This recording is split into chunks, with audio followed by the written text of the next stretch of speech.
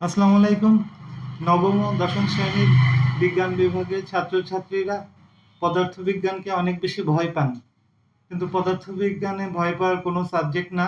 এটা অন্যান্য biological science, mathematics, chemistry থেকে খুব সহজ জিনিস। এটাতে 90 অ্যাবভ মার্কস পাওয়া সম্ভব। এখানে পদার্থবিজ্ঞানে নবম এবং দশম শ্রেণীতে বেশ কয়েকটা সূত্র, খেলাধুলা আর কিছু না।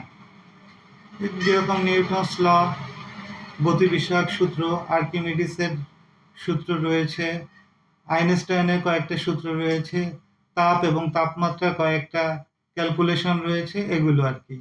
প্রথমে হলো কিছু একটা লাইন লিখতে হয়, যে সংজ্ঞা যেটা, এরপরে পরবর্তীতে ওই লাইনটাকে ম্যাথমেটিক্যাল ইকুয়েশনে কনভার্ট করতে হয়।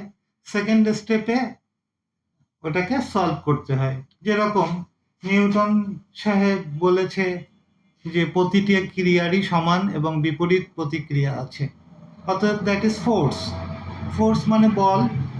আমি যদি একটা বল প্রয়োগ করি, একই সমান বল আমার অপোজিট দিকে আমাকে ধাক্কা দেবে।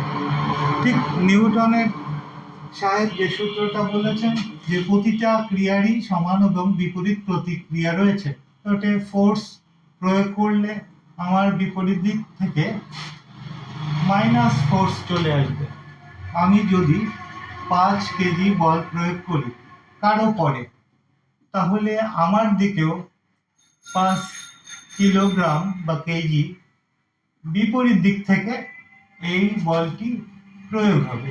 নিউটনের তৃতীয় সূত্রের মাধ্যমে এটাই ক্লিয়ারলি বলা হয়েছে। পদার্থবিজ্ঞান ঠিক এতটাই সহজ সাবজেক্ট। নিউটনের first law, second law, third law, প্রতিটা লতে ইকুয়েশনের মাধ্যমে বিভিন্ন জিনিস প্রতিপাদন করা সম্ভব।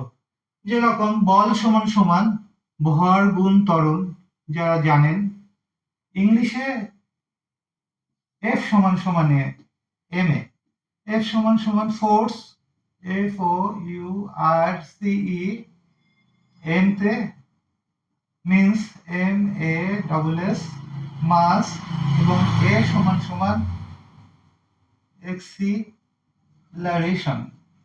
দ্যাট ইজ বল সমান সমান ভর গুণ ত্বরণ। বাংলায় যেটা, বল সমান ভর গুণ ত্বরণ। পদার্থবিজ্ঞানটা ঠিক এতই সহজ সাবজেক্ট। এই বল সমান সমান ভর গুণ ত্বরণ, দ্যাট ইজ এফ সমান সমান এম এ, এই ইকুয়েশনের মাধ্যমে একটা দুটো অঙ্ক করা পরীক্ষাতে চলে আসে। এর বাইরে তেমন কিছু নাই। অর্থাৎ একটা অঙ্ক, একটা থিওরি আর একটা ছোট সংজ্ঞা, এই তিনটে জিনিস ফলো করলেই টোটাল একটা সেট প্রশ্নের উত্তর দেওয়া সম্ভব, প্রপারলি সম্ভব। ঠিক এরকম ভাবে আর্কিমিডিসের সূত্রের মাধ্যমেও আগে একটা সংজ্ঞা, পরবর্তীতে একটা ইকুয়েশন, পরবর্তীতে সেই ইকুয়েশনের মাধ্যমে সলভ, এবং সেই সলভের কারণে একটা অঙ্ক আসে।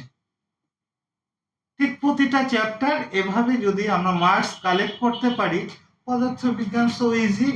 এবং এখানে 90-এর উপরে মার্কস পাওয়া যে কোনো স্টুডেন্টের ক্ষেত্রে সম্ভব। যে কোনো সায়েন্সের নবম এবং দশম শ্রেণীর স্টুডেন্টদের ক্ষেত্রে 90-এর উপরে মার্কস পাওয়া সম্ভব। That is A+ above, golden পাওয়া সম্ভব পদার্থবিজ্ঞানে। আর ফিজিক্সে যদি গোল্ডেন পান, তাহলে সব সাবজেক্টেই আপনারা ওভারঅল গোল্ডেন পাওয়ার সম্ভাবনা 90%। কিন্তু পদার্থবিজ্ঞানের কারণেই গোল্ডেন হয় না কারণ। অনেক ভালো ভালো স্টুডেন্ট বাংলা ভালো পারেন, ইংলিশ ভালো পারেন, কেমিস্ট্রি পারেন, বায়োলজিক্যাল সায়েন্স পারেন, সব সাবজেক্ট পারেন, কিন্তু ফিজিক্সে অল্প মার্কস 80-র উপরে নামার কারণে গোল্ডেনটা আর হচ্ছে না। কিন্তু অর্থাৎ ফিজিক্সের অল্প সময় দিলেই পদার্থবিজ্ঞান খুব সহজে 90 অ্যাবভ, এমনকি 98, 99 মার্কস পাওয়া খুব ইজি। অর্থাৎ সামনের দিনগুলোতে আমার একটা ইউটিউব চ্যানেল আসবে এবং ফেসবুক পেজ আসবে। এই পেজের লিঙ্কগুলো আপনাদের, if you need, I will provide you, those who are interested. Thank you from Khulna, Abu Ubaida Bipu.